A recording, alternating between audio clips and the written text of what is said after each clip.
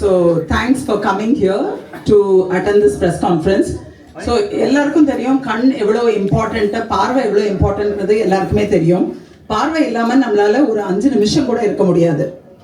So பிறந்ததுலேருந்து பார்வை இல்லாத இருக்கிறவங்களுக்கு அட்லீஸ்ட் அவங்க முதல்ல இருந்தே எதையும் பார்த்ததில்லை, they'll get adopted to it. அவங்களுக்கு அதுவே பழக்கமாயிடும்.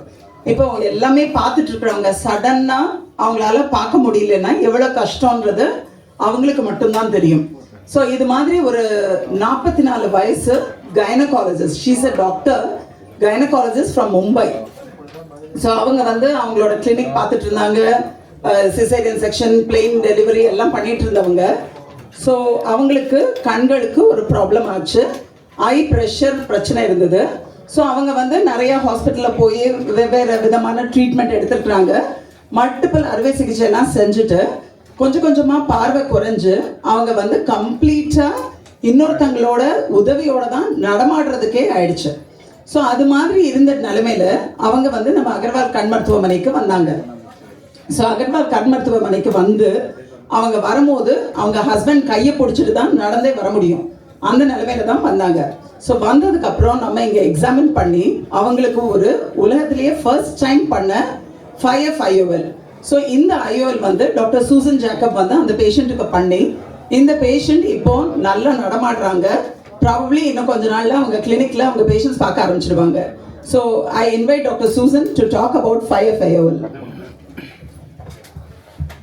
ஸோ தேங்க்யூ எவ்ரிவன், எல்லாருக்குமே வந்ததுக்கு ரொம்ப நன்றி. இது டாக்டர் சௌத்ரி சொன்ன மாதிரி இந்த பேஷண்ட் ஒரு ஆக்டிவ்லி ப்ராக்டிசிங் டாக்டர். 1.5 years முன்னாடி வரைக்கும் எல்லாருமே பண்ணிட்டு இருந்தாங்க. திடீர்னு அவங்க ரொம்ப நாளாகவே ட்ரீட்மெண்ட் எடுத்துட்டு இருந்தாங்க. அதுக்கு முன்னாடி 10 வருஷமா ட்ரீட்மெண்ட் எடுத்துட்டு இருந்தாங்க. பட் ஒரு 1.5 years அவங்களுக்கு எதுவுமே பண்ண முடியல.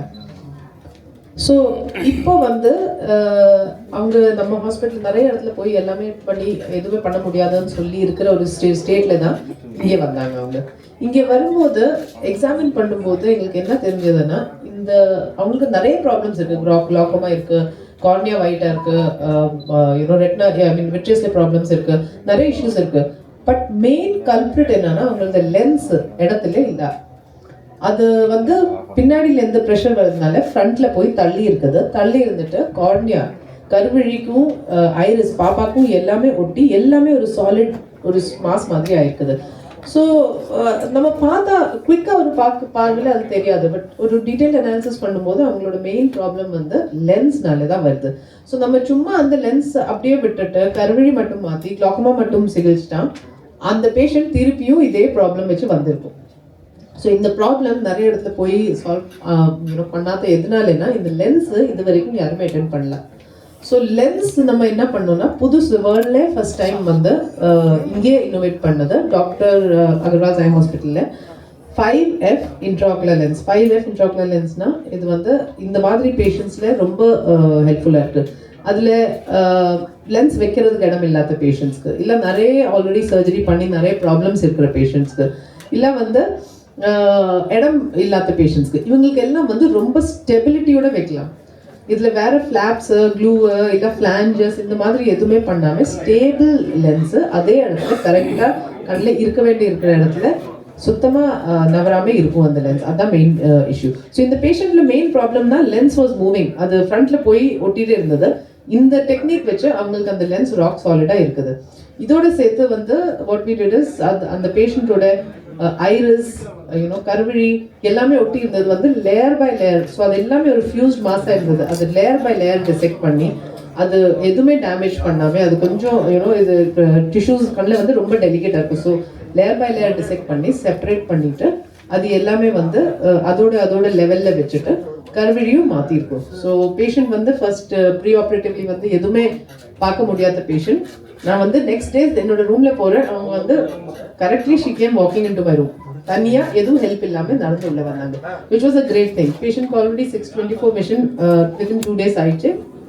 She has gone back to Bombay and what we are அது கண்ணாடி இல்லாம இருக்கிற vision. So what we are expecting is இன்னொரு ஹீலிங் ஆகி இன்னும் கொஞ்சம் கண்ணாடி எல்லாம் கொடுக்கும்போது டெஃபினெட்லி அவங்களோட விஷன் அவங்க திருப்பியும் போய் ப்ராக்டிஸ்ல பண்ற மாதிரி அளவுக்கு வந்துடணும். She was so வந்து சுத்தமாக நடக்காமல் இருக்கிற ஆள்லேருந்து வந்து we have not only made her mobile அந்த இண்டிபெண்டன்ஸ் மட்டும் கொடுக்கல பட் ஆக்சுவலி ப்ரொஃபஷனலி திருப்பியும் சொசைட்டிக்கு கான்ட்ரிபியூட் பண்ணுற ஒரு அளவுக்கு she has been able to come because of this new technique 5F5L. அதனால அந்த ஸ்டெபிலிட்டி வந்தது.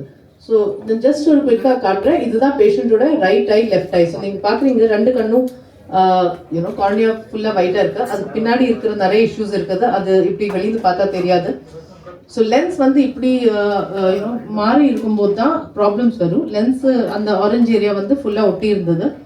ஸோ இது கொஞ்சம் டெக்னிக்கலாக இருக்குது. நான் குயிக்காக போயிடுறேன் டெக்னிக் எப்படி பண்ணியிருக்கோன்னு இருக்கிறது. மைன்யூட் இன்சிஷன்ஸ், ரொம்ப மைக்ரோ இன்சிஷன்ஸ், எதுவுமே போஸ்ட் ஆப்ரேட்டிவ்லி லீக்கு இன்ஃபெக்ஷன்ஸ் அது மாதிரி எதுவுமே ரிஸ்க் இல்லாத ஒரு அட்வான்டேஜஸ் இருக்கிற சர்ஜரி வேற இது.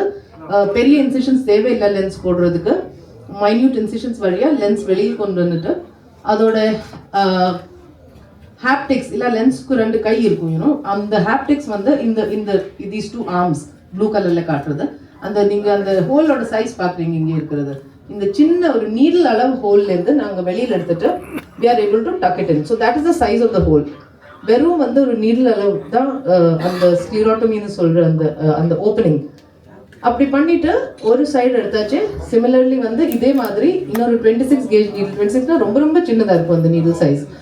நம்ம கையில் இருக்கிற அந்த நீடில்ஸோடையும் ரொம்ப ரொம்ப ரொம்ப சின்னதாக இருக்கும். It's microscopic needle.